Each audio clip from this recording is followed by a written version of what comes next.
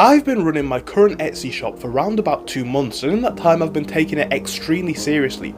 You see, I hear a lot of people talk about how they want to make their business work, but I have to ask, do you really, if you're not willing to put in what it takes? Well, in the past 60 days, that's absolutely what I've done, and I've done over 100 listings on Etsy, but I want to tell you about what progress I've made after listing 100 items. Did I make sales? Did I make a lot of sales? And do I see this as a long-term business which I could potentially expand upon? And before I enter the video, I must say the answer to all of those questions is absolutely yes. Now, for those who don't know, who've not been watching the series, I started Etsy selling earlier this year, and I bounced about with different categories for a long time. I wasn't sure whether I wanted to do the print on demand route, I wasn't sure whether I wanted to do just drop shipping items, or if I wanted to actually craft items myself. Now, initially I started with drop shipping random items, anything that I could find, and I made actually a few sales, maybe 2 or 3 in about 2 or 3 weeks, so not the best, but still some sales coming in regardless. But I decided this is not moving fast enough. I could probably make a business that was much more profitable, so I decided to move into the niche of Etsy print on demand. Now, I also took this extremely seriously. Unlike my first shop where I listed just a few items, that's why I got a few sales in a week,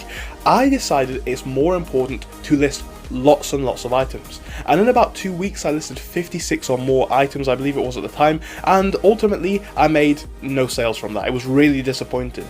It appeared that print on demand was just not a good niche for Etsy. I know it's something that a lot of people talk about, but when we think about what it is, you're selling items that are not necessities, they're hard to find in search terms, and it's an overpopulated marketplace. Chances are, unless you're sort of a graphic designer, your designs are not going to be the best on the marketplace, and subsequently you're not going to make as many sales as you'd like to make.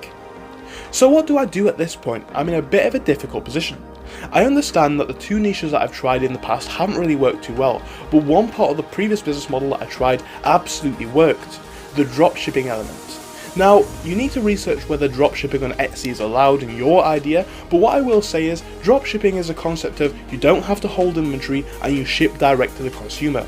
I understood that this would save me a lot of money, and I understood that my previous niche of selling in the art supplies and craft tools niche was actually getting me about 1 sale every week or so. So obviously I'm not going to tell you what niche I'm in right now for competition based reasons, but what I will say is for a fact I did adopt the dropshipping model so I could add more items, have a bigger inventory, and hold less real physical inventory in my house, reducing my upfront startup costs. So within about 60 days I was able to bring my inventory all the way up to over 100 items stocked in my shop.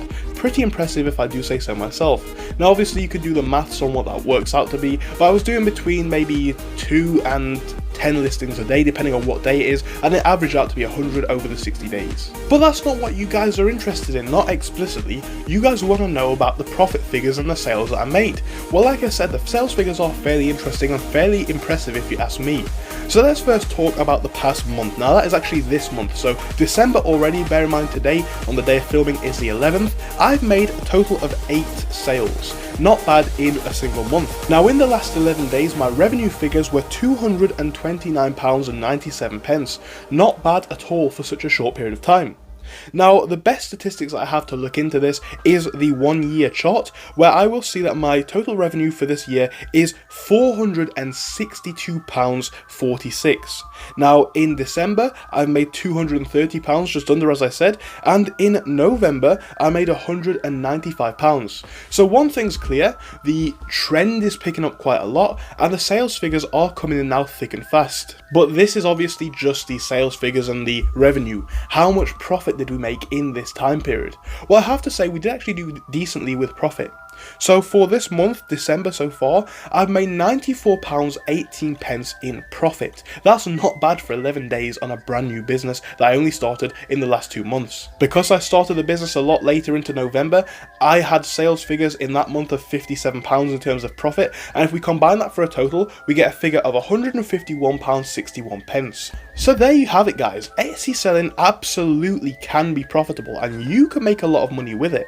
Now, a lot of people are going to be wondering, how did I make so many sales? How did I make any sales? And how is this quickly becoming a business that I can actually add to my portfolio as a genuine stream of income? Because think about it, if we made £200 in revenue in the last 11 days, that's set for about £600 to £800 in the month. And again, going into 2024, we're going to see these figures hopefully continue to climb if I stay consistent with the business.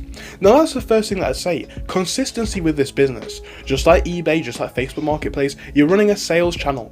If you're running a sales channel, you must expect to be on top of your game. Because if you're not having the best prices, the best stock, the best delivery times, how are people going to buy it? I hear this argument all the time. You can't have an efficient dropshipping business model because everything takes too long to come. Well, a lot of stuff from China nowadays can be sourced within 5 to 12 days. That is a decent amount of time, and that's enough for people to be comfortable with buying from your shop. That's what I've done for all of my items, and that's what helped me a lot in terms of getting the right delivery times.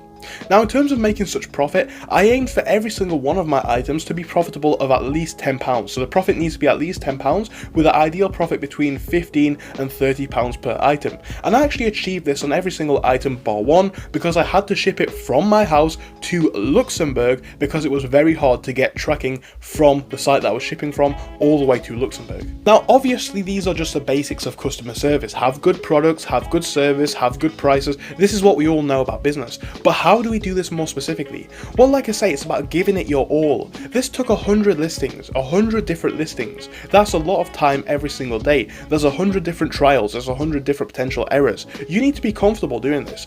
I didn't land this business first time and have success. I've said this before. You guys have literally seen the journey, and if you haven't, I definitely recommend you watch it through. How in, a week of doing print on demand and Etsy, I made no sales. How in doing a week of selling art supplies, I made like 2 sales. You've seen the trial and error part of this business, but people will still ask me, how do you get so lucky doing all of these businesses? How do they always work? They don't always work. The business model is obviously something that can work. Etsy is a marketplace. People buy on Etsy. It's advertised on the TV. We all know what it is. But that doesn't mean that you're going to get on there with some crap product and it's going to sell within 10 minutes because you want it to. You need to trial and error.